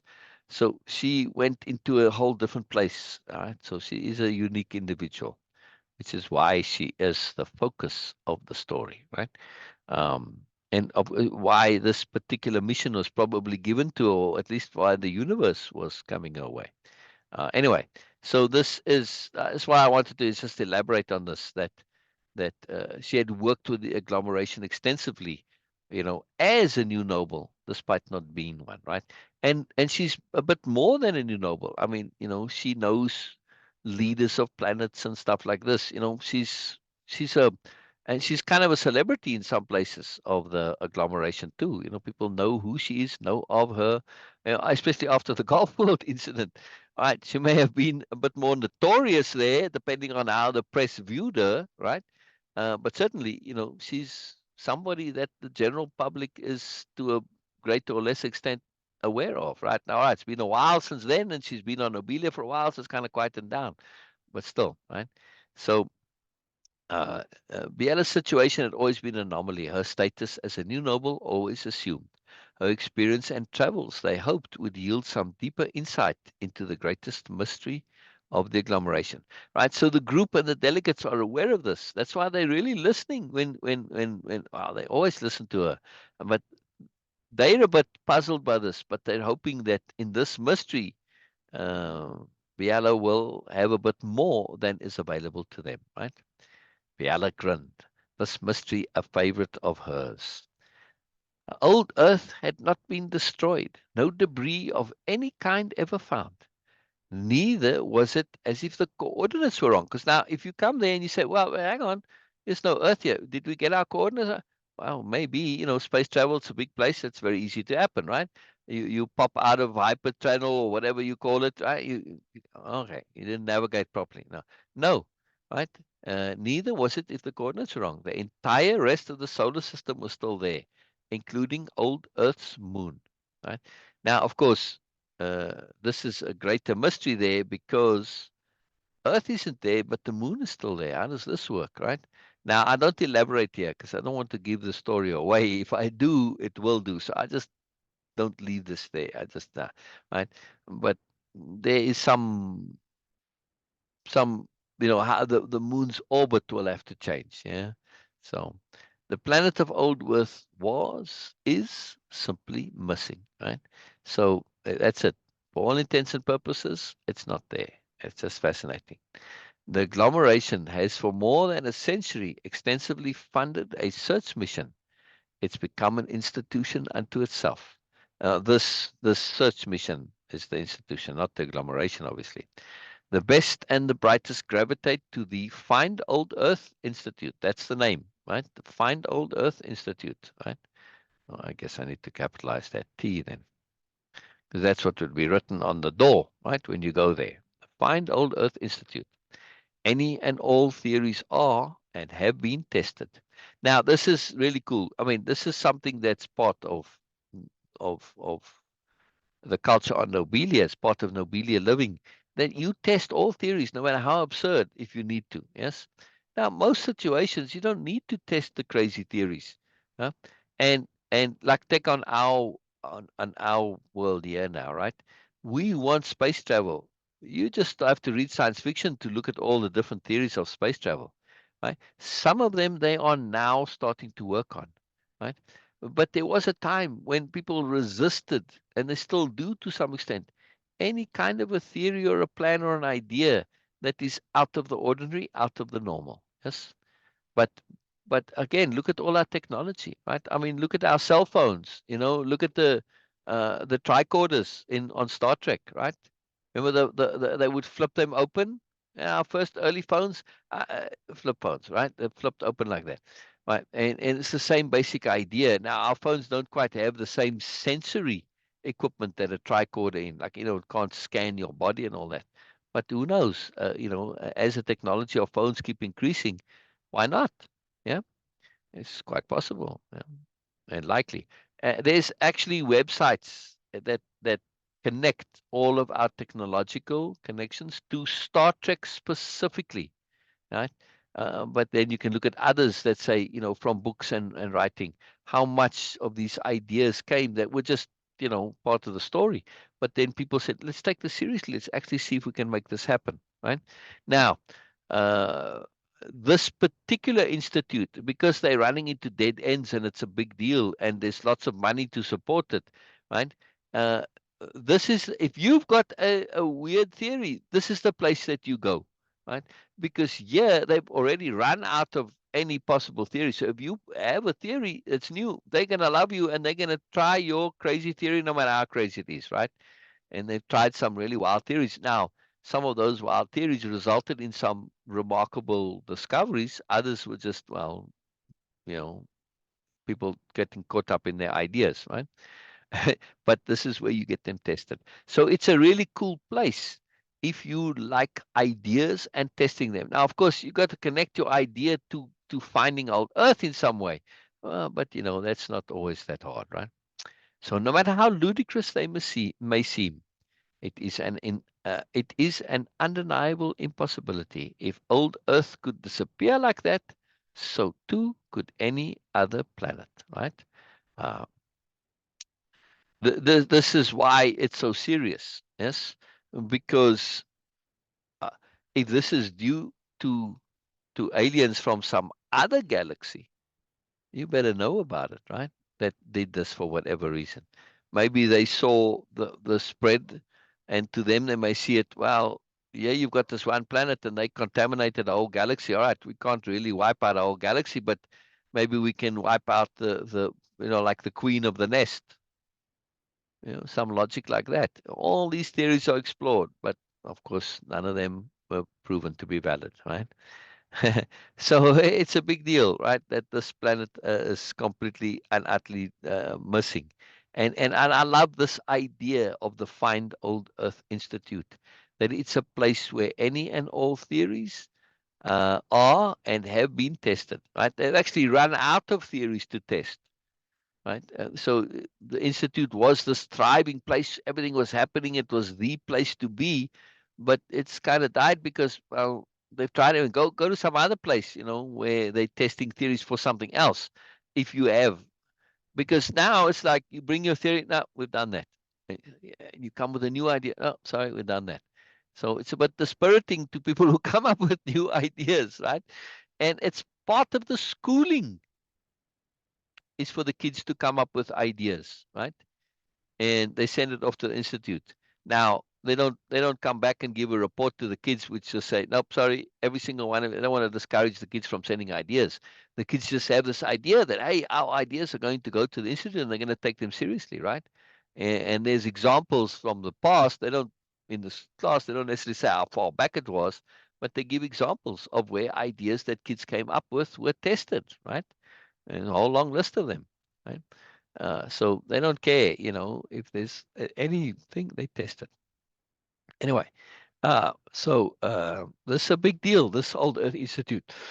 I mean, the new nobility are the ones who are behind it because, this is their thinking and mindset. Oh, sorry. This is not a cough, being Norma. Just by the way, you asked me my cough. Well, my throat is dry from talking too much. So it's a different kind of a cough here. I breathe in something and it's sitting there. So it's not a flu cough, right? This is just an irritation cough. And it's a cough that's telling me it's time to end and well, first to hear from Beena. I've been in all the chatting, Beena. Where are you in our discussion? We're supposed to be discussing, not just me jabbering away. So where you been? Where you? I was just no, I am here. I was just listening and enjoying this. No. All right. Yeah. Well, thank you And so and much. this Thank this whole idea. No, it is actually it was good you. to have some sort of understanding. Of course, not minute details like really intricate details like novels, but to have some understanding of that. Okay, why these people are doing something. So to have this understanding that okay, why they did something in that particular way. so we can understand the implications. And Oh, this is yeah. where the whole philosophy lies, implications. That okay, any gesture, any action, reaction, response has some significance and of course meaning, even if it is just a very regular mundane kind of thing, like just picking up tables and then cleaning up all these things, or just understanding. And also about what you shared about Biella, the character, why this character uh, has this much power. Yeah. because Yeah. yeah, I don't like to use this word, but right now I'm Influence. not That finding might be any other word. influence then, rather than power. No, no, I'm saying that okay, it's a uh, It is the right purity. word I'm to say not power. Yeah. okay. I'm not saying about the purity in that spiritual sense or anything. I'm saying purity about that her mind was not corrupted from Correct. from the very Correct. early age. Correct. Yeah. Correct. That's why the Yeah. subconscious is clear. And of course, as she is not going through the struggle mostly, usually people go through when they actually learn and grow and get out of that childhood illusions and beliefs and of course lies created by adult society and of course so many other resources also. It's very funny that okay when we see the cartoon characters mostly we draw characters cartoon characters without having any sharp edges mostly.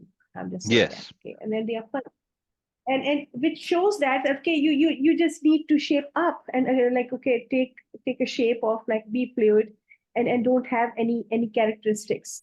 This is how, because everybody wants to be cute, and this idea we instill in our kids minds that okay they need to be cute, and the philosophy or the understanding of cute is that okay they don't understand things, they cannot speak, they cannot do things properly and appropriately, so that's why they are cute.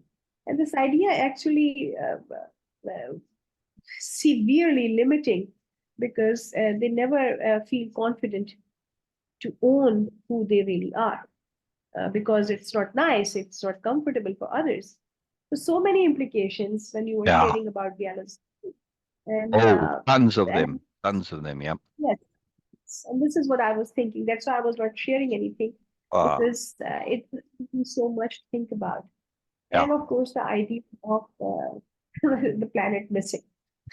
This is okay. I'm laughing not because that it is impossible, no, And but also I'm the laughing idea of what? missing Earth. Oh, the missing Earth idea. Yes, yes. But you'll see it later on, right? I can't give it Yes, away, but obviously there's a very good reason for it. Yes, because that's how the yes, story is. Yeah. yes. So my Yeah. mind was jumping onto like, okay, yes, like, okay, again, as jumping out of the box, like, okay, what if the planet Earth is missing? Okay, Yeah. so Yeah. why? Yeah. Okay, Yeah. so Yeah. what could be the reason? And I was like, okay, I was laughing at my own thoughts that, okay, oh, I was having all sort of funny ideas about like, okay, what could happen to planet Earth? Yeah. Yeah. That's why I was not sharing, but Yeah. this Yeah. is and I just want to add something here more, that sometimes when any new person will come and join us, they will assume that okay, oh, where's the story actually? You are talking about the story, but where's the Yeah. actual? Yeah. Yeah. Because we have so much, you always share so much in the context, and of course, Yeah. The as background, the backstory stuff. Yeah. yeah, Yeah. so they will ask that. Yeah. But the Yeah. problem is actually the real issue here is it's not about the story. It's about every single time when you are sharing something and then you go into the context, you actually resolve almost all the connected issues there. Exactly. In other words, there Uh, is you're not just Foundation. looking at the story on the surface of it, but you also, the more you listen, you realize, wait a second, the entire foundation and supporting surround, it's all there. And this is very important to me that you mentioned this, Beena, because that's really an Yes, important intent for me to have it, because I'm seeing this as very realistic, not just a fantasy story. No, I really think through all the practical aspects besides just the spiritual and philosophical, cultural, and Psychological, no, but the practical side of it also, right? So yeah, it's very important. And you know, when you take thinking it through to the end as a tool, right? This missing Earth, you think it through all the end. There's got to be a good reason for it. Anyway, keep going. Of course. Sorry. And I was saying that okay, this whole storytelling idea, and of course that these live sessions in itself, uh, they are very transformative, and also that life changing, and also therapeutic, because without me doing anything or coming and sharing my problem, sharing my okay, lack of knowledge, lack of awareness, or some confusion, some hurdles, some sort of blockage and limiting beliefs, by just listening all these things, my mind get attuned to that yes, it is possible to not have all those things.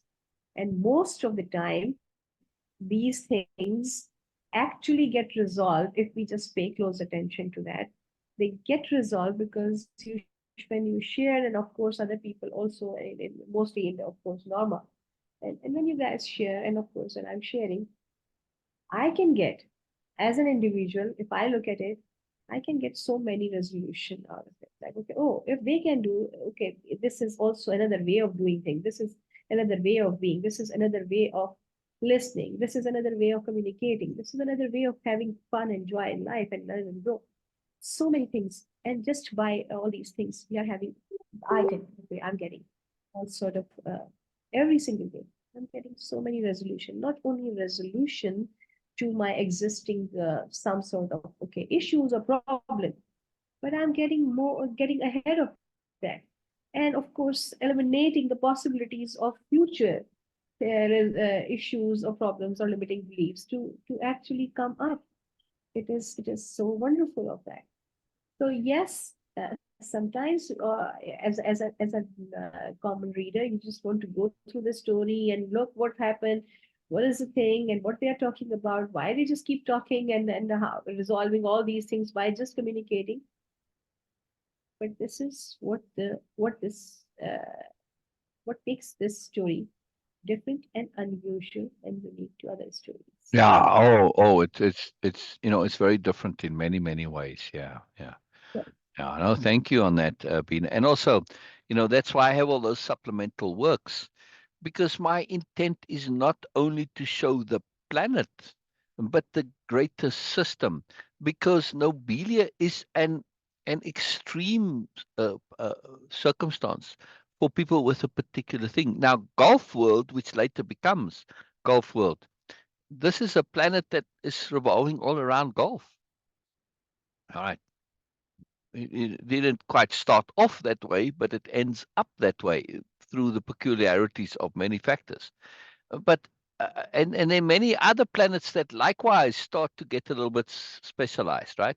There's nothing that says they can't.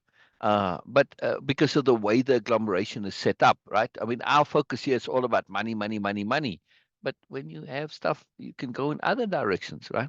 When you unhook from that as a paradigm. So, yes, so this broader understanding of the system, that yes, the story is focusing on a particular part of the greater system, which is the agglomeration. And the new nobility are very integral to the agglomeration. They're very key. But it's to imply, though, that greater system is there, because if it's not, and you're only talking about nobilia, like about just talking about one world, right? And it's this like typical utopian novels, right? It's just the planet. And not that there are many of them, but they're mostly dystopian. But still, they're just talking about a planet wide culture.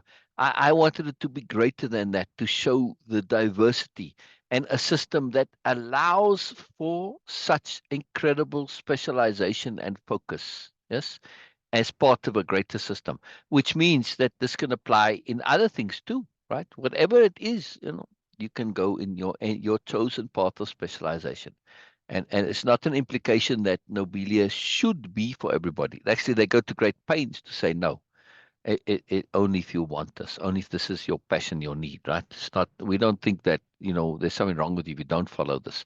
They go to great effort to say it's all about effort reward. You got to do what you want to do, not what we want to do. I don't think you should do what I want to do simply because I want to do it. This is crazy thinking, right? And this is a big deal. The new Nobility Corporation puts it out into the agglomeration as public service adverts, right?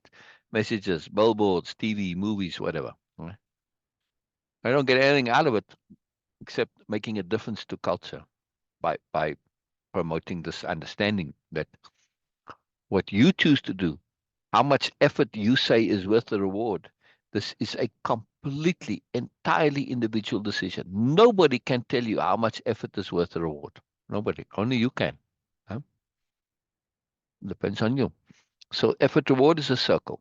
Yeah? No better or worse when it comes to effort reward. None. Yeah? Yeah. Yeah.